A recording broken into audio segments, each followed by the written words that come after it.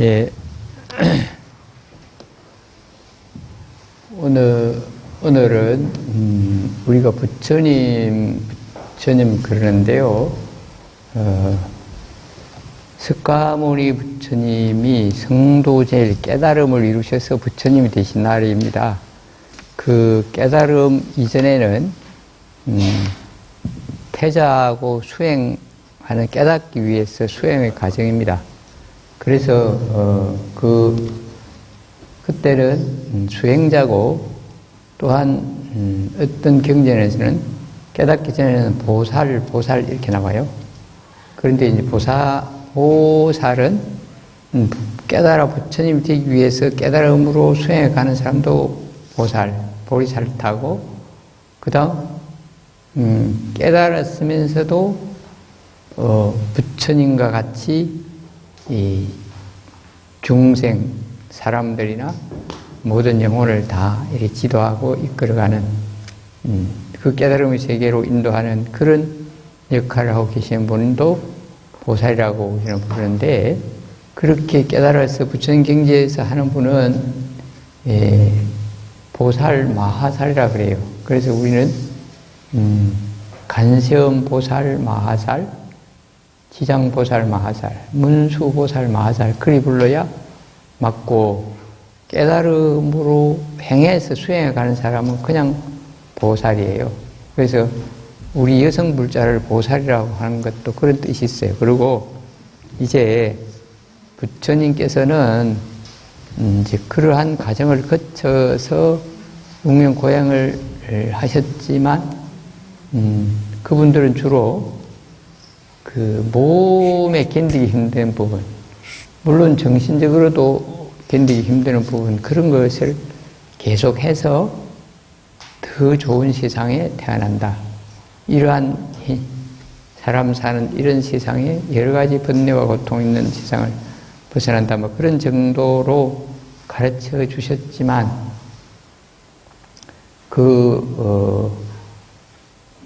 노병사 하는 것을 결코 벗어날 수 없다.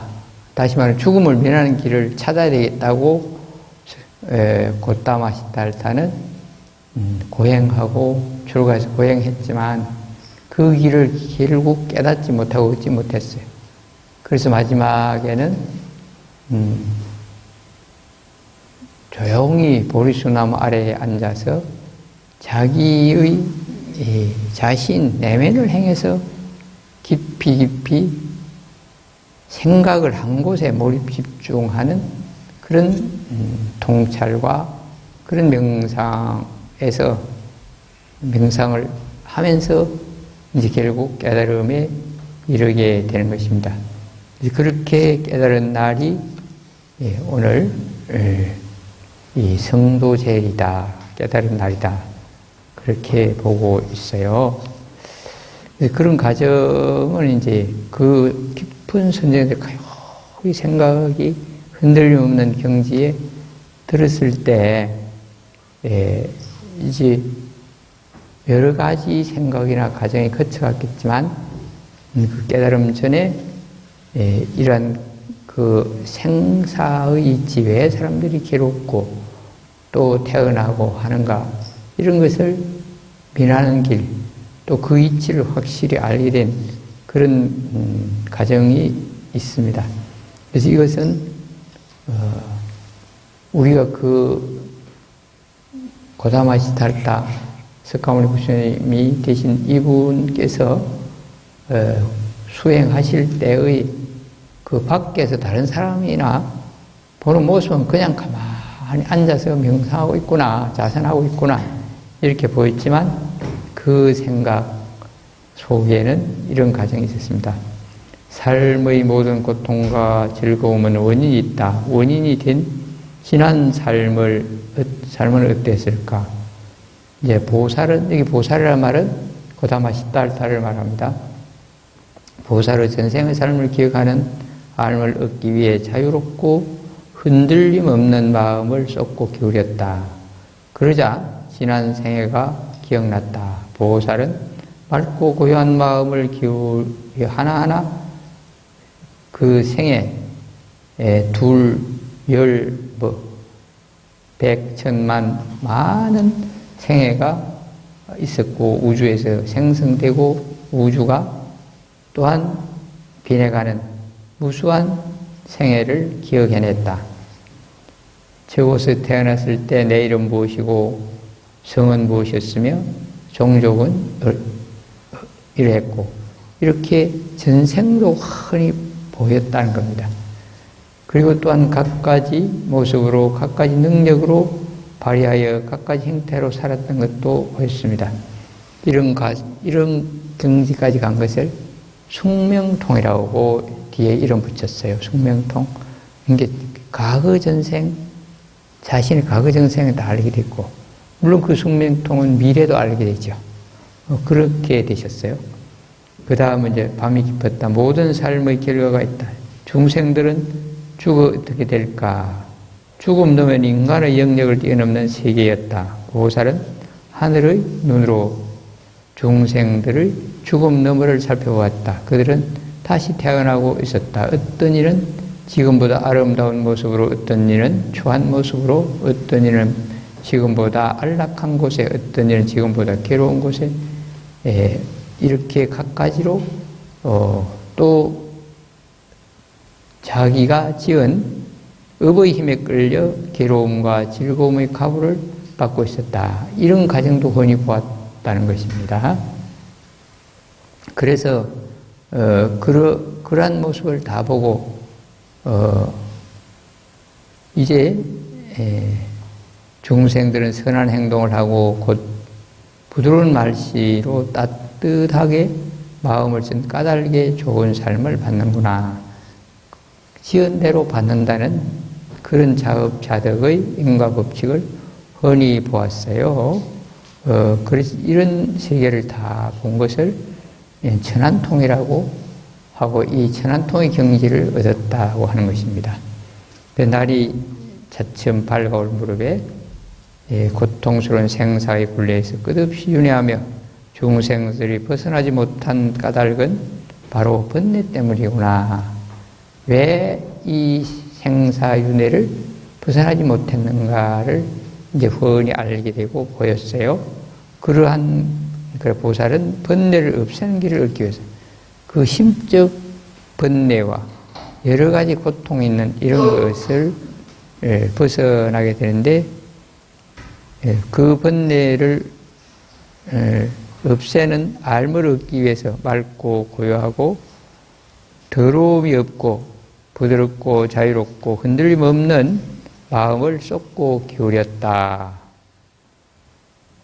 그리하여 이것은 괴로움이다 라고 그러한 사실을 바로 알고 이것은 괴로움의 일어남이다. 이러이러한 생각, 행위는 괴로움이구나. 또 이런 것은 이것은 바로 이렇게 하면, 이렇게 생각을 가지고 이렇게 하면 괴로움이 사라지고 없어지는구나 라고 보았어요. 그래서 이것은 괴로움의 사라짐으로 이런 길이다라고 사실 그대로 바로 알았다. 이것은 번뇌다라고 사실 그대로 바로 알고 이것은 번뇌가 일어나는 것이다. 번뇌가 일어나고 그런 것을 바로 알았어요. 그리고 사실 그대로 알고 이것은 번뇌가 사라집니다. 번뇌 사라짐을 바로 알게 되었어요. 그래서 이것은 번뇌의 사라짐에 이르는 길이다라고 사실 그대로 바로 알았다. 그리하여 애욕의 번뇌에서 마음이 해탈하고 존재의 번뇌에서 마음이 해탈하고 애욕의 번뇌, 암을 좋아하고 가족을 애착을 가지고 물품을 좋아하고 사람을 좋아하고 이걸 가져야 되겠고 그러한 애욕입니다. 애욕의 번뇌에서 마음이 해탈하고 그런 생각에서 뛰어넘고 벗어났고 해탈하고 존재의 번뇌에서 마음이 해탈하고 존재, 나는 살고 있어야 되고 이것은 이렇게 돼야 되고 이러한 존재에 대한 집착, 존재에 대한 생각 그런 거로부터 마음이 흔들리고 하는 그런 번뇌로부터 자유롭게 됐다. 해탈하고 어리석음의 번뇌에서 마음이 해탈하고 모든 번뇌에서 해탈하는 것을 깨달았다.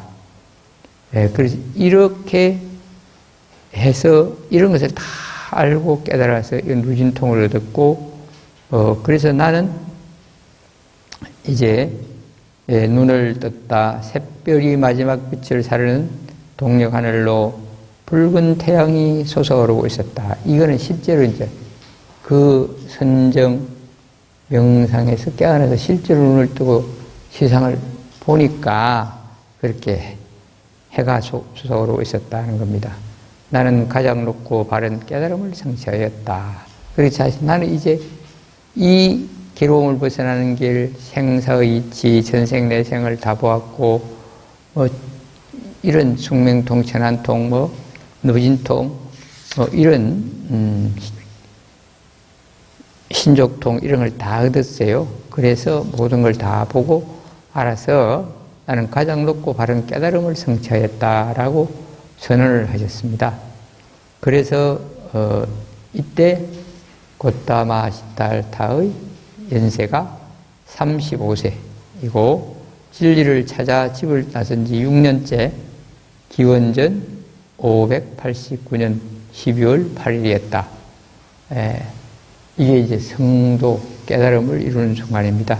우리는 불교 그러면 부처님을 간절히 염원하거나 생각하면 뭐 괴로움이나 번뇌가 다 사라지고 뭔가 뜻하는 것이 이루어진다. 주로 그렇게 기원하고 기도하는 그것을 불교의 중요한 역할인가 또 불교인가 그렇게 아는 분도 있어요.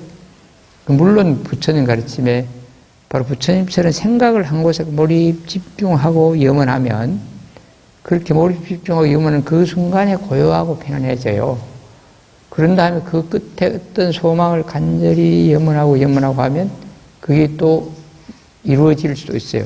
그런 부분도 있습니다. 있지만 그것이 모두가 아니고 석가모니 부처님은 우리 사람들이 번뇌, 괴로움, 다툼 그런 것이 왜 생기나 그런 것은 결국 애착하고 욕심대로 하려고 하고 옳다 그러다 밉다 옳다 분별심 가지고 그런 데서 결국 그 욕망과 화냄과 기대로 된 판단을 못하고 착각하고 그런 데서 자기가 괴롭고 실망하고 그러한 번뇌와 괴로움들이 생기는 것이다.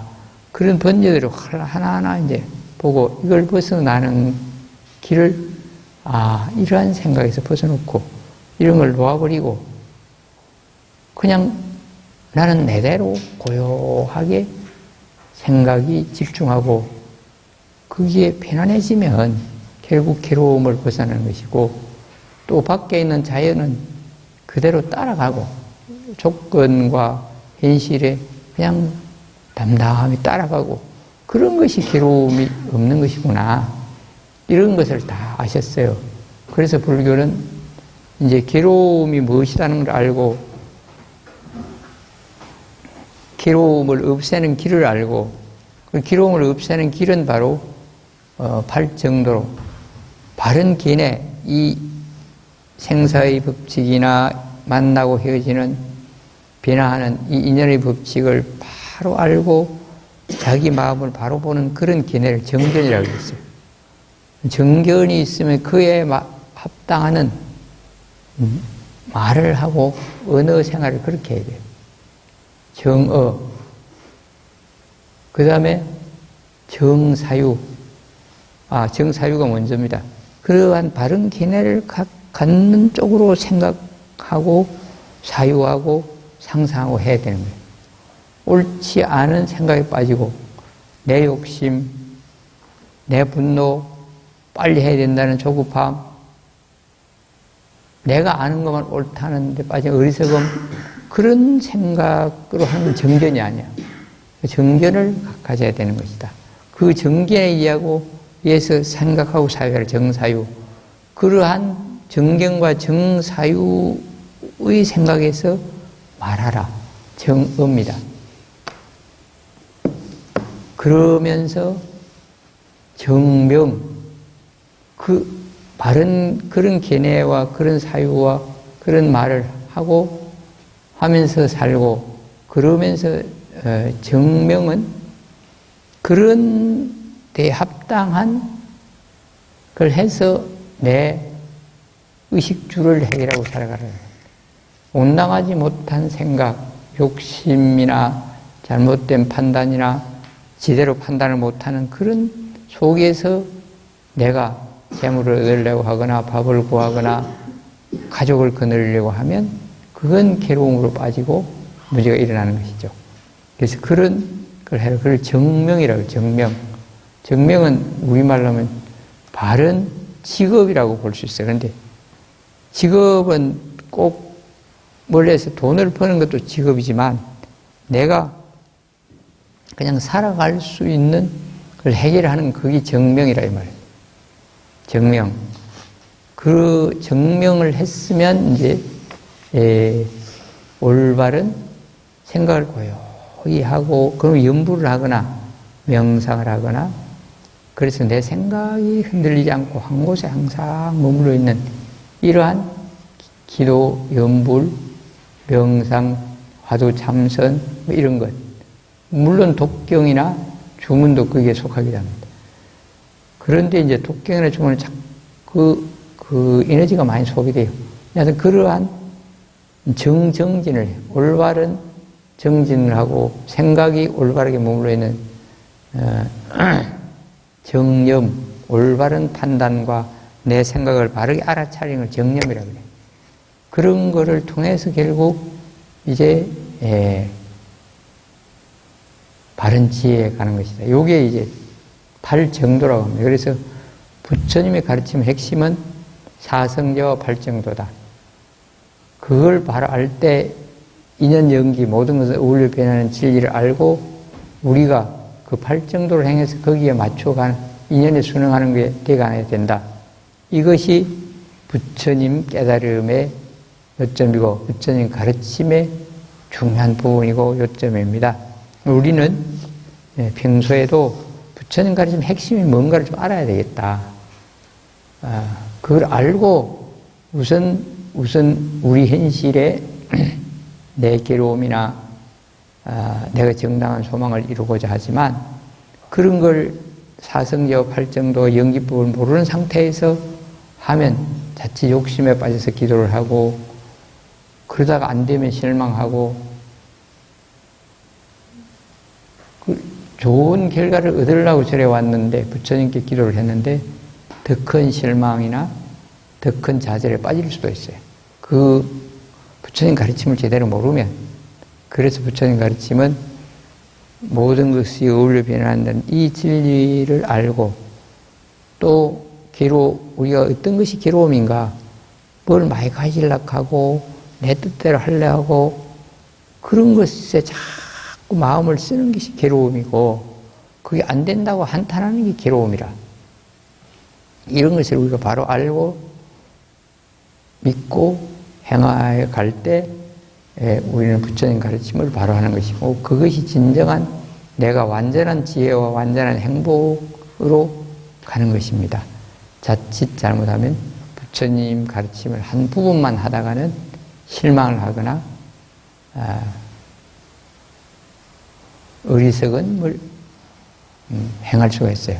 그래서 이런 부분을 우리는 오늘 성도 제일날 알아야 되겠다 해서 말씀을 드렸습니다.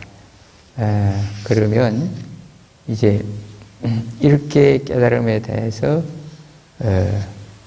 부처님은 이제 번뇌는 모두 사라졌다. 번뇌의 흐름도 사라졌다. 더 이상 태어나는 길도 따르지 않나니 이것을 고뇌의 최후라 하노라. 이렇게 당당하게 말씀하셨다고 합니다. 그리고 이제 그때 주변에 많은 선인이나 생명들이나 신들이 다 축복을 했다. 그렇게 이 부처님 일대기에는 나오고 있어요.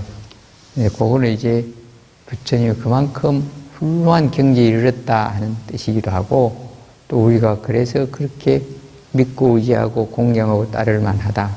그렇게 우리는 받아들이면 됩니다.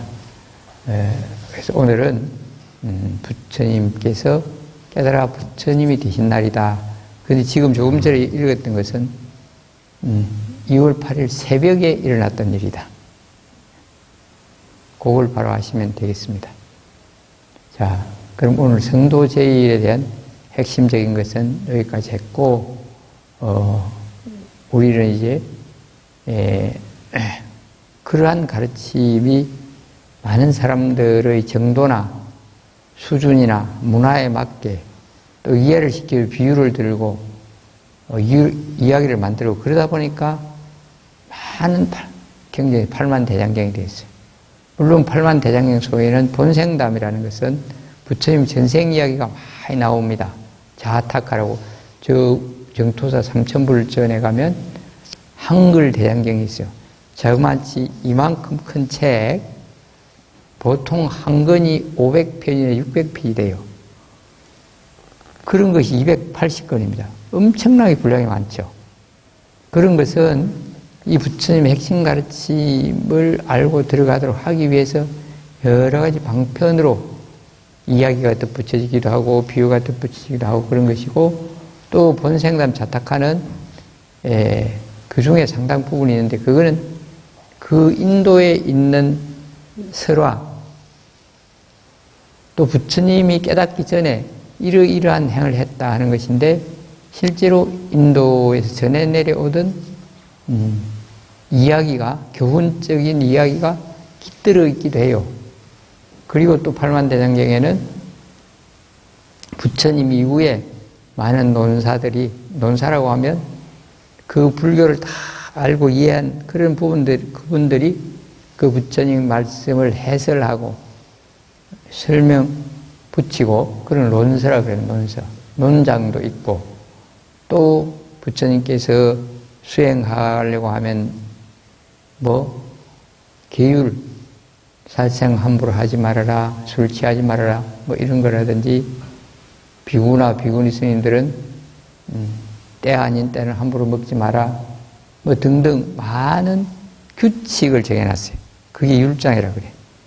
그런 것과 또 우리나라에 있는 팔만대장경 속에는 부처님의 직접 가르침이 아니고 부처님 가르침에 합당한 옛 스님들의 그 가르침 말씀도 있어요. 육조 단경이라든지 선문염송이라든지 백암록, 임재록 같은 중국 스님들 그런 것도 있고, 우리나라에 원효 스님의 또 말씀 같은 거, 그런 이상 스님의 또 정리한 말씀, 이런 게 다 들어있어요. 그러니까 팔만대장경에는 그 나라의 교훈적인 이야기도 있고, 부처님 가르침이 있고, 그걸 해설한 것도 있고, 규칙도 있고, 또 조사 스님들의 가르침도 다 들어가서 팔만대장경 엄청난 양이 되어 있다. 그거 참고로 아십시오. 부처님 가르친 그럼 불교하면 불교의 근거가 팔만대장경인데 거기는 그렇게 여러 가지 부류가 다 들었다. 여기까지 아시고 마칠게요.